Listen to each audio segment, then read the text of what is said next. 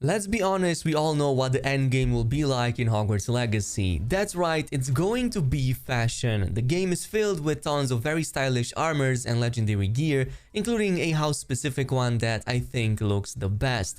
Now, on my first day in Hogwarts, one of the earliest sets I've got my hands on was the authentic Historian uniform. A very stylish option compared to some of the starting gear actually. You get this from Arthur Plumley, who you'll find standing in the Astronomy Wing area.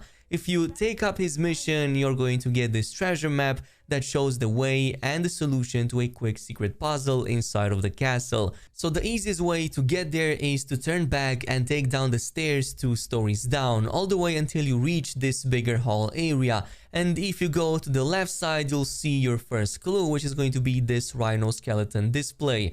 From this point on, take it down the stairs again adjacent to the recent display and exit the door in the Transfiguration courtyard until you reach this front of the water dragon fountain. From the fountain, just keep it to the left, enter the passageway and then take a sharp right until you reach the entrance of the North Hall. The only thing remaining is to climb up the stairs through the right until you reach this intermediate floor with the large winter painting. Simply cast Accio on the top lever and this will open up the treasure chest inside that will provide you the authentic Historian robe transmog that I believe looks really awesome.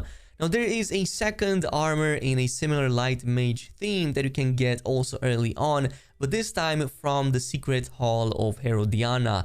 To start it, you need to head over near the Charms class in the Astronomy Wing and find Sophronia Franklin sitting in the corner of the lounge area. She will tell you of a secret entrance that you once again find close to the previous display we just did for the previous puzzle. For this one, you'll have to use the pulso, which will open up Herodiana's trial. This is a 3-part puzzle that requires manipulating these bigger cubes using the pulso and Accio so that you can reach into the next area. The first one is pretty simple and it already gives you the cape transmog that looks like this. Then the second one, which will give you the attire set, and the final one that gives you the cap. Quick tip here, you can use the shiny orbs in the rooms to reset the cubes back into their position, which is also going to be the way to solve the final portion of this puzzle.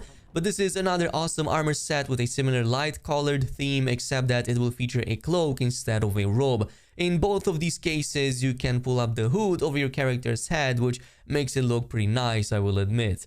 But on your many visits to your common rooms, you might have noticed this house treasure rewards that at first appears locked. And that's because you'll need 16 house tokens to place inside of it before you get its reward. So to get these tokens, you need to start the mission called the Daedalian Keys for Nelly, who you will find in the same astrology courtyard as before. She will ask you to find 16 of these strange flying keys that are scattered all around the castle. As you find them, they'll quickly run away to the drawers nearby, so you'll have to follow them quickly and then complete a quick minigame.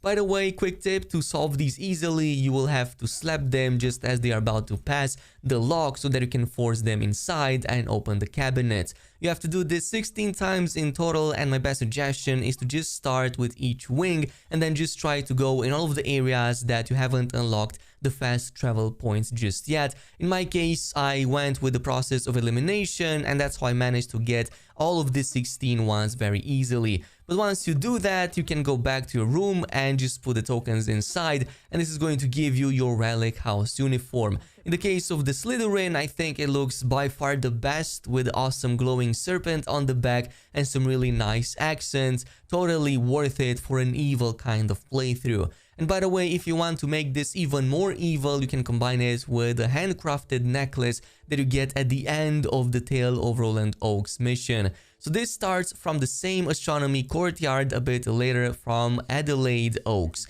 She'll tell you about her missing uncle's last whereabouts, which were at a nearby bandit camp. Once you clear that camp, you'll find this map that will point you towards west, down the small river stream nearby until you reach this larger castle area. There's going to be a lot of enemies here that you have to defeat, enter inside, and eventually rescue Roland, and he's going to give you that really awesome necklace that I believe fits very well with the previous Slytherin house armor. Now for a complete look, you can also go with the legendary Asylum mask that for me actually dropped from a certain ornate chest, but it should still drop from any enemy or chest or at least have a chance to do so like most other legendaries.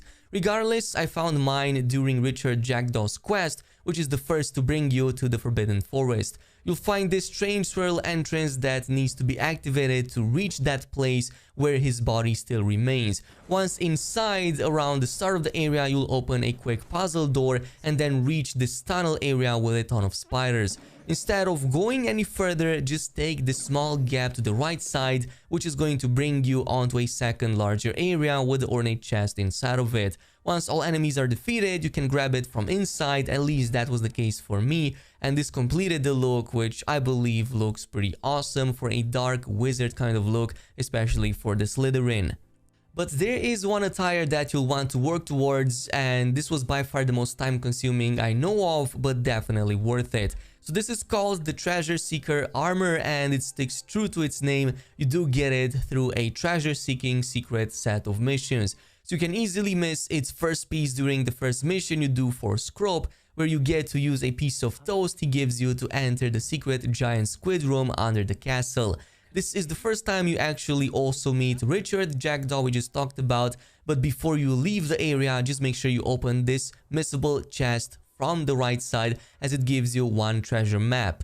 This is pretty easy actually to complete. It hints you towards a bridge which is going to be located right next to this Forbidden Forest travel point. Just make sure that it's nighttime when you're doing this, because you have to activate Lumos onto the other side of the bridge right next to this lone lamppost onto the right side.